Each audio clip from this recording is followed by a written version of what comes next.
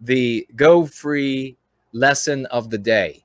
Let's jump right into that, and then we'll get to some more of these financial gifts and questions, and then move right on into the first news story of the day, which I think is the wonderful NFL, and revealing in a way that we love, because all of the vagues out there, they're not going to be able to confuse all of these sports worshiping, these non-white worshiping white losers out there.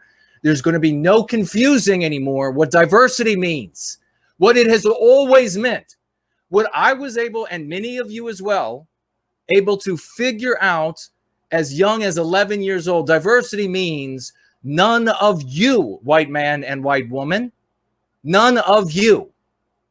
They have to have increased diversity. Somebody has to be erased. There isn't an infinite number of homes. There isn't an infinite number of jobs. There isn't an infinite number of promotions. There isn't an infinite number of seats in classrooms. There aren't infinite numbers of anything.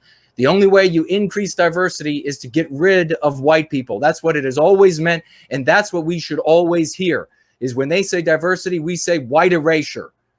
When your relative says, when the guy next door says, well, don't you want to increase diversity? You say, you mean white erasure?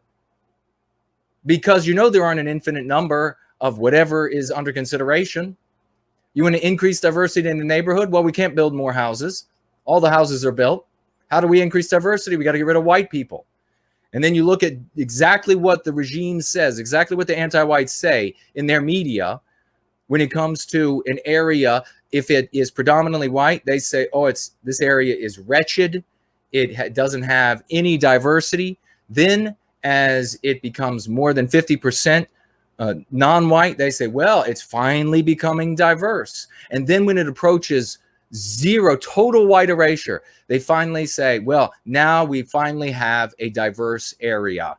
It's almost completely white erased. They're busily changing the names of the streets, erasing. They're busily white erasing the statues. They're busily white erasing our art from city squares, from town squares. They're busily white erasing the murals in the hospitals, the murals in the libraries, the murals at the universities. They're busily white erasing all of that and putting up other things, putting up anti-whites, whether they're white or non-white. But rest assured, even if they're white anti-whites, their time is coming as well. They're pulling them down, because you can see in these safe zones at the universities, at the work. We had a tweet of a video just the other day where a man dressed up as a woman in an office work environment, he claps his hands together and he says, white people or Caucasians, get out.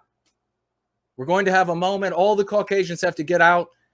And then says, is able to talk to all the non-white people in the room. That is what's going to, it didn't matter how anti-white those white people, those white women who jumped up out of their seats and ran out of the room, didn't matter how anti-white they might be.